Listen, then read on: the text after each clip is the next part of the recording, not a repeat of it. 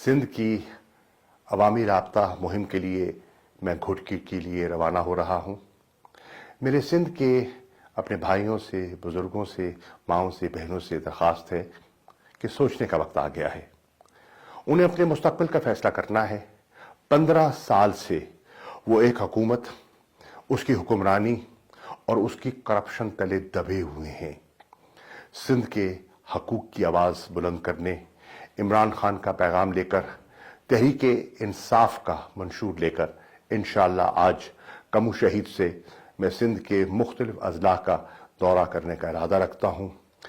और मुझे उम्मीद है कि सिंध का वो पिसा हुआ तबका जो पीपल्स पार्टी की करप्शन और नाकिस हुक्मरानी से तंग है, वो सर उठाएगा, वो खुददारी का मुजाहरा करेगा, वो बाहर निकलेगा और मजीद इस जुल्म की चक्की में पिसने से इनकार कर देगा।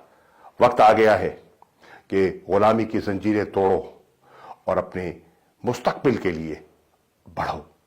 एक पैगाम है, एक फलसफा है, एक मंशूर है जो आपकी खिदमत में पेश करने आ रही हैं।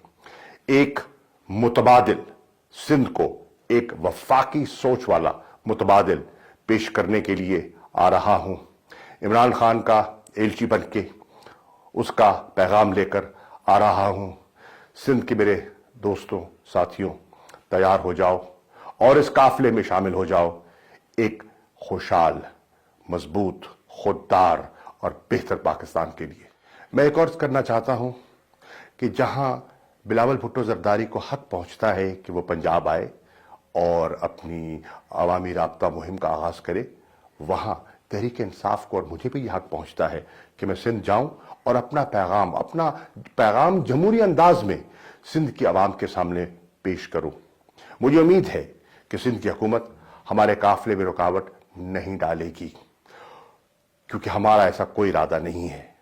और मैं याद दिलाना चाहता हूं, अगर हमारे सिंध के काफिले, हमारे कारकुनों के साथ ज्यादती की गई और उन्हें निशाना बनाया गया, तो फिर तहरीक इंसाफ के पंजाब के कारकुनान जो हैं वो भी नोट कर रहे होंगे।